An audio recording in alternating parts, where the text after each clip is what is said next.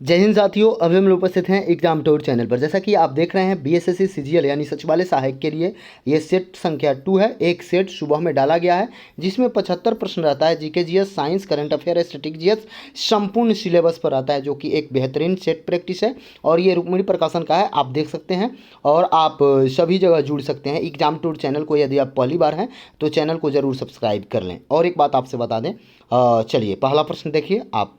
पहला प्रश्न है, मानव विकास सूचकांक 2021 में भारत का स्थान क्या है? ये आपसे पूछा जा रहा है। 2021 में भारत का स्थान क्या है? तो आप जानते हैं 132वां स्थान है 2021 में। ये सेट संख्या 2 है।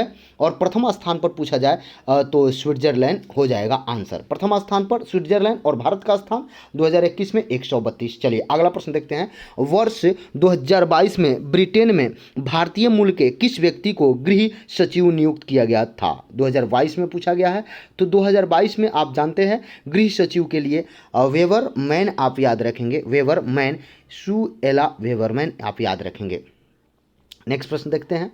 अगला प्रश्न है, राष्ट्रपति द्रौपदी मुर्मू ने गुलाम अली को किस क्षेत्र से राज्यसभा नामित किया है?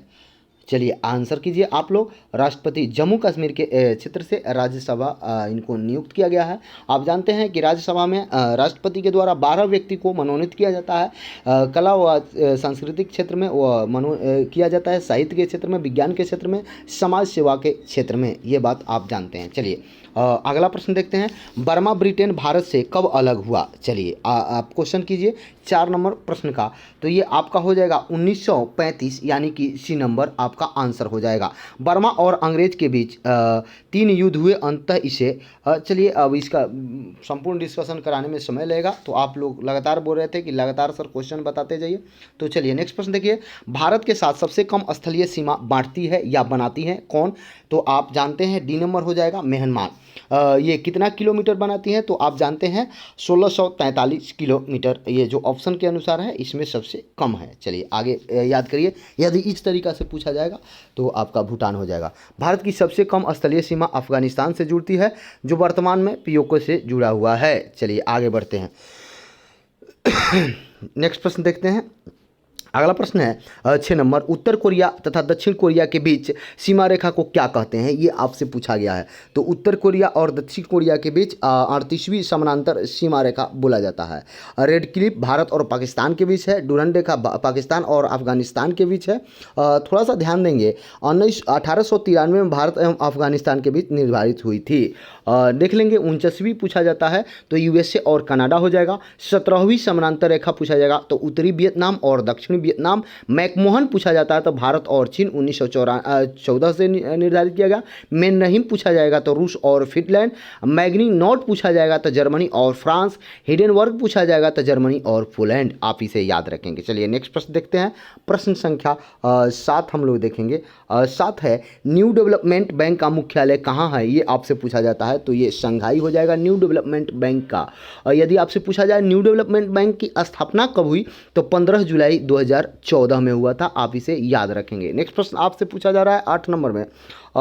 ये प्रश्न है, राष्ट्रीय हाइड्रोजन मिशन के तहत 2030 तक हरित हाइड्रोजन के उत्पादन का लक्ष्य क्या है? क्या रखा गया है? ये आपसे पूछा जा रहा है। करेंट का है 2030 तक 5 मिलिट्री टन रखा गया है, यानी कि ए नंबर आंसर सही होगा। हाइड्रोजन को भविष्य का ईंधन भी कहा जाता है।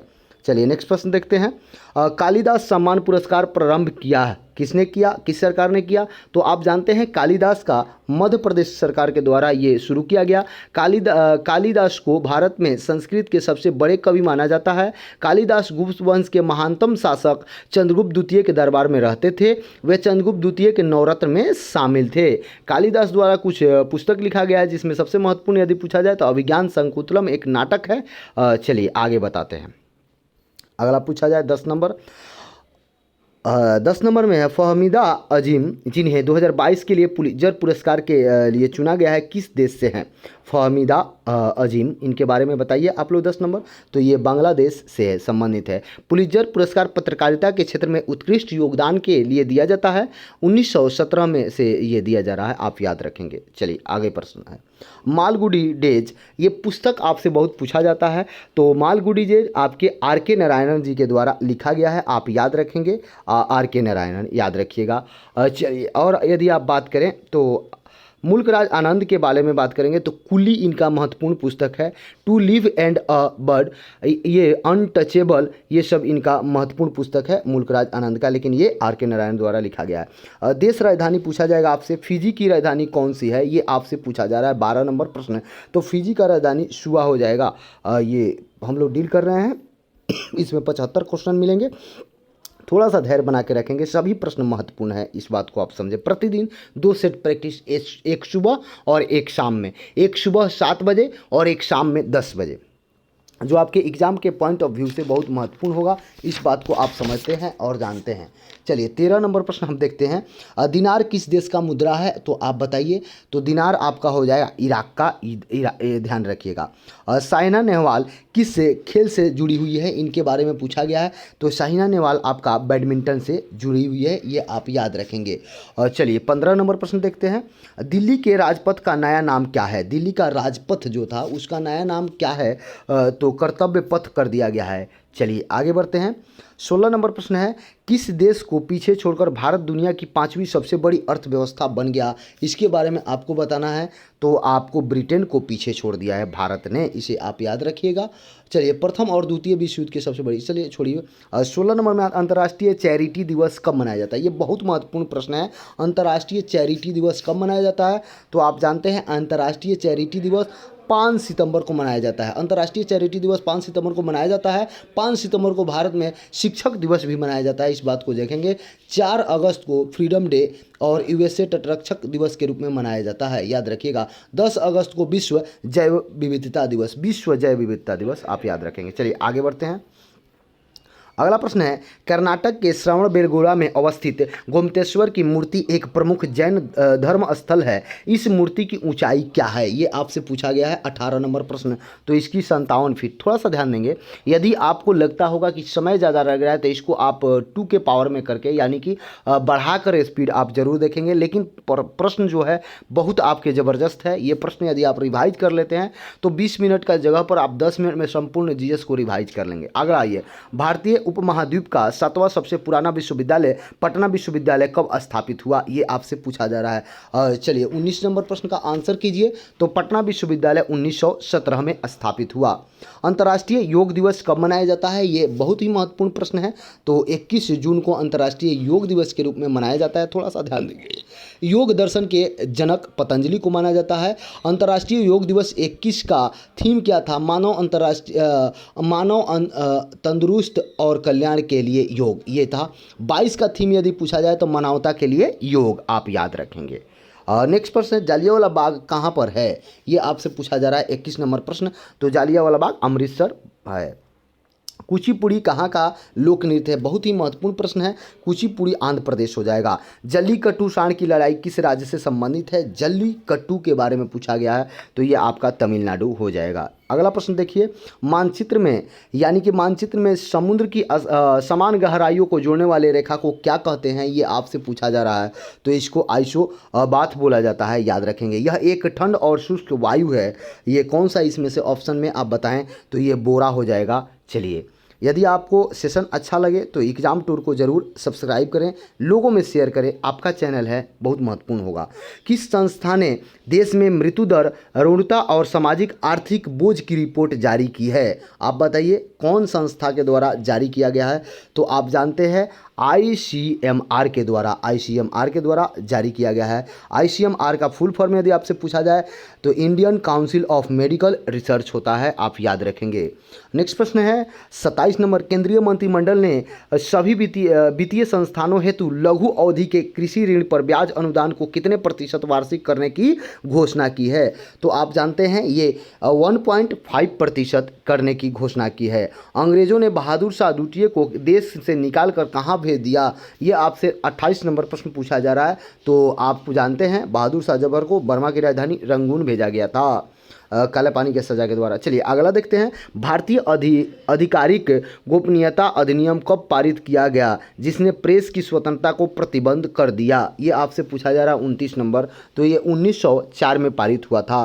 प्रसिद्ध तमिल महाकवि मणिमेखले की रचना किसने की थी? मणिमेखले की रचना किसने की थी? बहुत महत्वपूर्ण प्रश्न है, आप स्टार लगा लेंगे तो ये आपका सत्यनारायण ने किया था, याद रखेंगे। किसने कहा था कि भारत की एकमात्र आशा उसकी जनता से है, उच्च वर्ग शारीरिक एवं नैतिक रूप से मृत है? ये बात किसने कहा था? 31 नंबर प्रश्न। तो स्वामी विवेकानंद जी के द्वारा ये बात कहा गया था, आप जानते हैं, ध्यान देंगे। चलिए अगला प्रश्न 32 नंबर में क्या है? 32 नंबर में है, सबसे अधिक प्याज का उत्पादन करने वाला राज्य, तो आपका महाराष्ट्र हो जाएगा। नेक्स्ट प्रश्न है, निम्नलिखित में से कौन सी भारत के सबसे कृत्रिम ताजे पानी की झील है? ये आपसे पूछा जा रहा है, आप आंसर करते रहेंगे यदि ये विकल्प के अनुसार दिया गया है। आपका 33 नंबर प्रश्न, तो ये आपका हो जाएगा शिवाजी सागरीय झील, भारत की सबसे बड़ी कृत्रिम ताजे पानी की झील है विकल्प में। चलिए आगे, भारत की सबसे बड़ी कृत्रिम पूछा जाएगा तो गोविंद हो जाएगा, गोविंद वल्लभ। प्रथम लोकसभा स्पीकर कौन थे, इनके बारे में पूछा जाएगा तो ये हो जाएगा जीवी मालवंकर जी, आपका हो जाएगा। 35 नंबर में पूछा जा रहा है, निम्नलिखित में से किस राज्य में विधानमंडल की ऊपरी सदन या विधान परिषद नहीं है? किस राज्य में? तो महाराष्ट्र में है, उत्तर प्रदेश में है, बिहार में है, लेकिन नहीं है तो पश्चिम बंगाल इसका आंसर हो जाएगा। नेक्स्ट प्रश्न है, बिहार में लोकसभा सीटें 40 है, राज्यसभा की सीटें कितना है ये आपको बताना है। तो आप जानते हैं राज्यसभा की सीटें 16 है और विधानसभा पूछा जाए तो 243, याद रखिएगा आप लोग। अगला प्रश्न क्या है 37 नंबर में, कह रहा है भारतीय संविधान में राष्ट्रपति चुनाव पद्धति का स्रोत किस देश का संविधान से लिया गया है? ये आपसे पूछा जा रहा है, तो ये आयरलैंड के संविधान से लिया गया है। शिमला समझौता पर हस्ताक्षर किए गए थे, किसके और किसके मध्य हस्ताक्षर किए गए थे? तो शिमला समझौता भारत और पाकिस्तान के द्वारा। चलिए आगे बढ़ते हैं। यदि आपको चैनल पर अच्छा लगे, अच्छा कंटेंट दिया रहा है तो चैनल को ज़रूर सब्सक्राइब करें, अपने अपने दोस्तों में शेयर करें।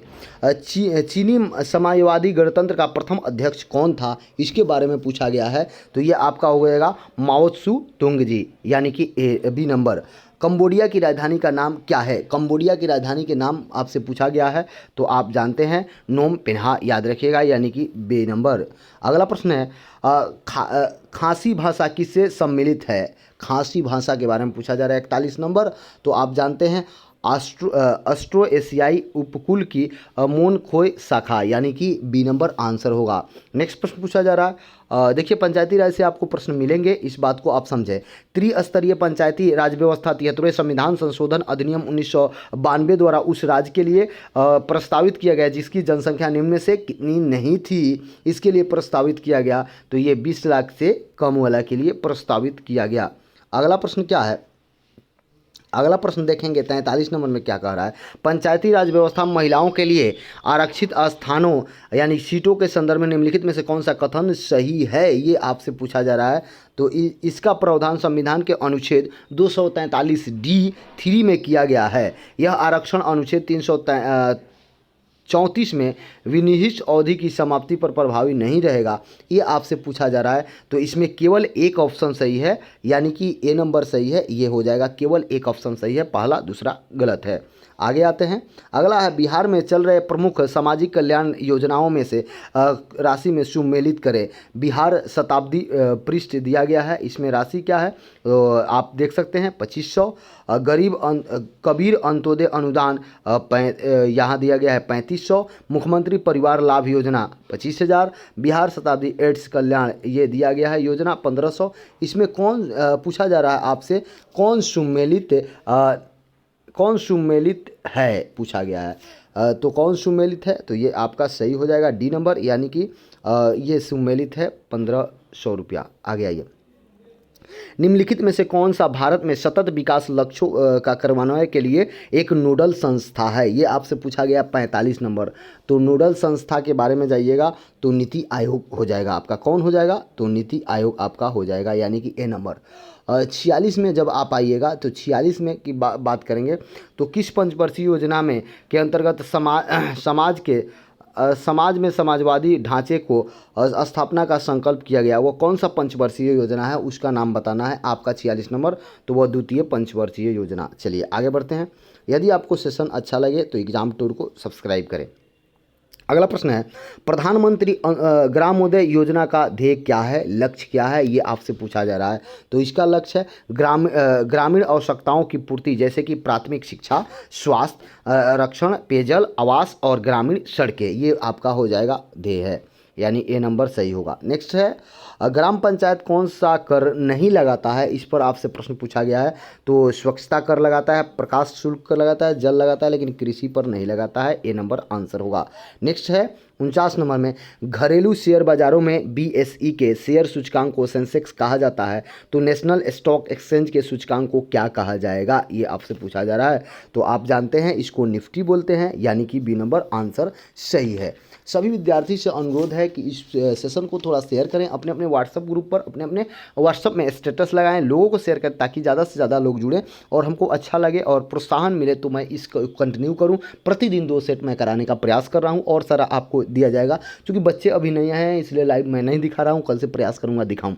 निम्नलिखित में से किस समिति की संस्कृति के आधार पर भारत में गरीबी रेखा का आकलन किया गया, किस समिति ने निर्धारित किया, तो आप जानते हैं बी नंबर लकड़वाहा समिति के द्वारा यह निर्धारित होता है। 51 नंबर, CaCO3 और इसको अभिक्रिया है किया जा रहा है, और अभिक्रिया CaO प्लस CO2 मुक्त हो रहा है, और यहाँ पे बताया जा रहा है कि कौन सा इसमें परिवर्तन होगा, किसमें ये आप देख लेंगे। तो आपसे बता दें, सबसे पहले इसमें इसका कोई परिवर्तन नहीं होगा, यानी कि सी नंबर आंसर सही है। किस उत्तल लेंस में दर्शाए हुए आपतित प्रकाश किरण के एक लिए आरेखीय का सही है, ये आपसे पूछा जा रहा है। किस लेंस में दर्शाया गया है, तो आप देख सकते हैं चित्र ए को आप देखिए, चित्र ए का सही है, बाकी सब गलत है, यानी कि ये 52 नंबर प्रश्न है, चित्र ए सही हो जाएगा, बाकी सब गलत है, यानी कि ए नंबर ऑप्शन सही है। चलिए आगे आते हैं। जो भी प्रश्न मिलेगा महत्वपूर्ण मिलेगा, थोड़ा सा मजबूरी है, यहाँ पे डिस्कशन संभव नहीं हो पा रहा है चूँकि मोबाइल है। आगे आइए, अल्बर्ट आइंस्टीन थे एक प्रसिद्ध, कौन थे इसके बारे में आपको बताना है। तो अल्बर्ट आइंस्टीन जो थे वो भौतिकी शास्त्री थे। गंगा नदी में BOD सर्वाधिक मात्रा में पाई जाती है, कहाँ पे पाई जाती है, 54 नंबर प्रश्न पूछा गया है। तो पटना एवं उलुवेरिया के मध्य में पाई जाती है, यानी कि डी नंबर। अगला प्रश्न क्या है, निम्नलिखित में से कौन सा कथन सही नहीं है, ये आपसे पूछा जा रहा है। रुधिर वर्ग का निर्धारण व्यक्ति के रुधिर में विद्यमान प्रतिरक्षियों के आधार पर किया जाता है, ये सही नहीं है, बाकी सब सही है। अगला प्रश्न है, प्रकाश छोटे छोटे कण से मिलकर बना है जिसे कहते हैं, क्या कहते हैं, ये पूछा जा रहा है आपसे। तो इसे हम लोग कणिका कहते हैं, यानी कि सी नंबर ऑप्शन याद रखिएगा। टॉर्च सर्च लाइट व वाहनों की हेडलाइट में बल्ब कहाँ लगा होता है, ये आपसे पूछा जा रहा है। तो इसमें बल्ब लगा होता है परावर्तक के फोकस के अत्यधिक निकट लगा रहता है। चलिए आगे बढ़ते हैं। ग्लिसरॉल का आयुपीएक नाम आपसे पूछा जा रहा है, पूछा जा सकता है, महत्वपूर्ण प्रश्न है, तो आप इसे याद रखिएगा। प्रोपेन 1,2,3 ट्राईऑल, आप याद रखेंगे और ये आपका सही होगा। चलिए अगला प्रश्न है 59 नंबर, प्रत्येक ALU एक समय में कितने बिट्स डाटा को डिकोड करती है, ये आपसे पूछा जा रहा है। तो आप बताएंगे ये आपका 32 से डाटा को डिकोड करती है बिट्स को।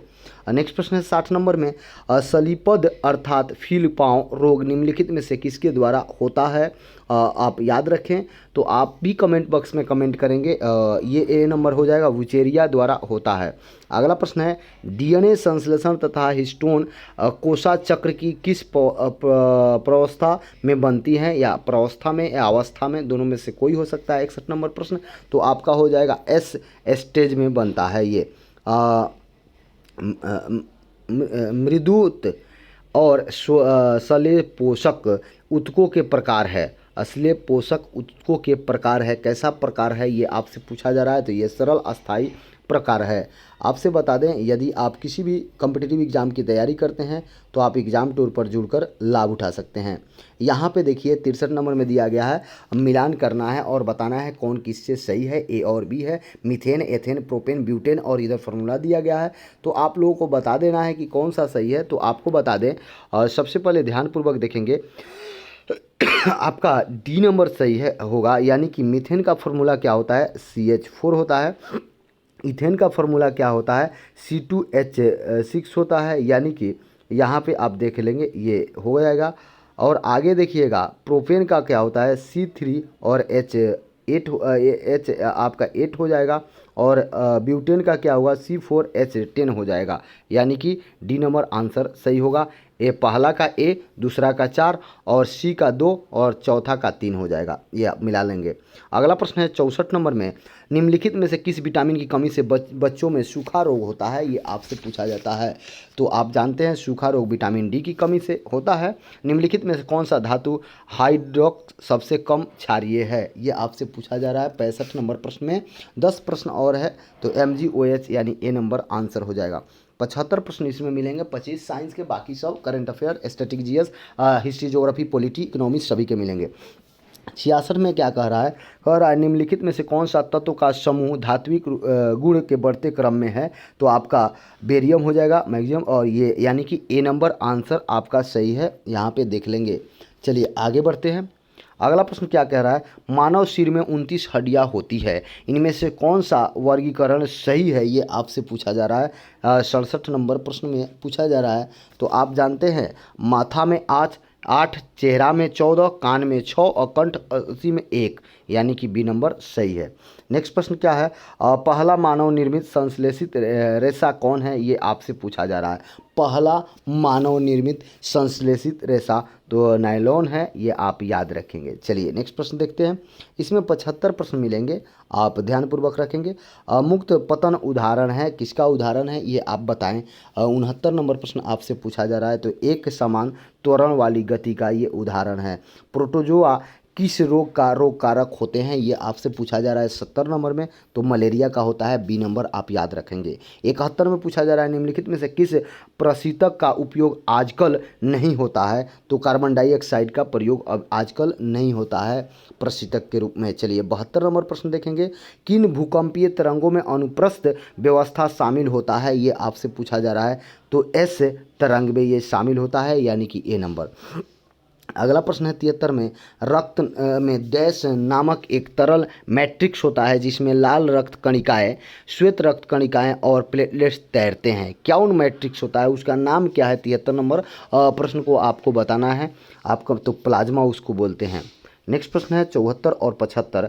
74 में कह रहा है इंद्रधनुष एक प्राकृतिक परिघटना है जो डैश को दर्शाती है, किसको दर्शाती है, तो ये आप जानते हैं प्रकाश के वर्ण विक्षेपण को दर्शाती है। नेक्स्ट प्रश्न है शरीर की भंगिका और संतुलन का नियंत्रण होता है, कहाँ से होता है, ये आपसे पूछा जा रहा है। तो अनुमस्तिष्क के होता है। यदि आपको ये सेशन अच्छा लगे तो एग्जाम टूर को सब्सक्राइब करें, लोगों में शेयर करें, ये आपका चैनल है। जय हिंद, जय भारत, जय युवा।